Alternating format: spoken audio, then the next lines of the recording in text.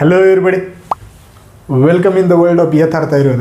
ओम धन्वंतरी नमः. Myself Pakna Devaswami BMS final student. त्याच्यानंतर धातूचं स्थान जर बघितलं तर हे कोणत्या धातूपासून उत्पन्न झालेलं आहे? मांस धातूपासून. हे तर तुम्हाला कन्सेप्ट क्लिअर झालेली असेल. त्याच्यानंतर भाव प्रधानता, भाव कोणते आहेत? आता याच्यामध्ये मातृज भाव आहेत. जसे की अस्थि हे पितृज भाव होते, तर पेशी हे मातृज भाव आहे. लक्षात राहू द्या, आहे की नाही? कन्सेप्ट क्लिअर पाहिजे, हो की नाही?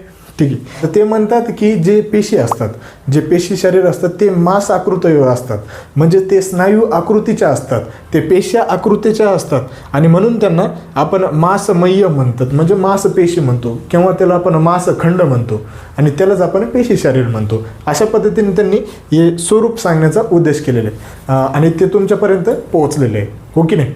आता समोर गेलो तर समोर आपल्याला क्लासिफिकेशन बघायचे, म्हणजे जर त्यांचे प्रकार बघायचे.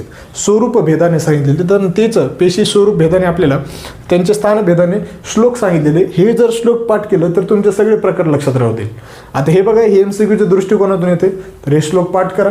आणि यथा प्रदिशम स्वभाव तर एव भवंती शुश्रूषारे स्थान 5:40 मधून हा श्लोक आलेला आहे की ते म्हणतात की हे जे स्थानभेदाने त्यांचे पेशीचे स्वरूप सांगितलेले ते टोटल 12 प्रकारचे आहेत आणि तेच 12 प्रकारचे आपण आता विस्ताराने बघूया. तर त्यामध्ये पहिले जर बघितलं मित्रांनो, तर पहिले येते बहल. बहल म्हणजे लार्ज असतात आणि ते जाड आणि घट्ट असतात. Example pectoralis major. त्याच्यानंतर पेलव जर बघितलं तर ते स्मॉल असतात आणि नाजूक असतात. Example subclavius muscle. त्याच्यानंतर स्थूल जे बघितलं ते थिक असतात आणि ते मोठे व मासल असतात. एक्झाम्पल ग्लुटियस मॅक्सिमस. त्याच्यानंतर अणू जर बघितलं तर अणू हे बारीक आणि लहान असतात. एक्झाम्पल टेन्सर टिम्पॅनी. त्याच्यानंतर पृथू जर बघितलं तर पृथू हे फ्लॅट असतात आणि ते रुंद व विस्तृत असतात. रेक्टस ॲब्डोमिनस हे त्याचं एक्झाम्पल आहे. त्याच्यानंतर वत्त. वत्त जर बघितलं तर हे राऊंड असतात, म्हणजेच गोलाकार असतात आणि तेच आपल्या ओर्बिक्युलरिस ओरिस एक्झाम्पल सांगितलेले. त्याच्यानंतर रस्व जर बघितलं तर रस्व हे शॉर्ट आहे. शॉर्ट म्हणजे कसं की आखूड, लिम्ब्रिकल्स म्हणतात आपण. त्याच्यानंतर दीर्घ जर बघितलं तर हे लॉंग आहेत, म्हणजे लांब आहेत. एक्झाम्पल सार्टोरियस मसल आपली, आहे की नाही? त्याच्यानंतर स्थिर जर बघितलं तर हे फर्म असतात, कमी हालचाल करणारे असतात. एक्झाम्पल कॉकिजियस.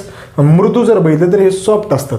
सॉफ्ट म्हणजे कसं कोमल असतात. एक्झाम्पल आर्टिक्युलरिस जेन्यू.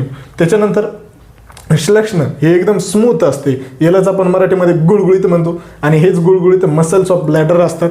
त्याच्यानंतर कर्कश. कर्कश जर बघितलं तर खरखरीत असते आणि हेच आपले खरखरीत कोणते असतात तर काफ मसलचे असतात. अशा पद्धतीने त्यांनी स्वरूपभेदाने वर्गीकरण केलेले आणि ते तुमच्यापर्यंत मी पोहोचण्याचा प्रयत्न केलेला आणि तुम्हाला ते समजलेलं असेल, हो की नाही? इथपर्यंत समजलं का? आता जे समोरचे आहेत ते संख्या आहेत ते लक्षात राहू द्या.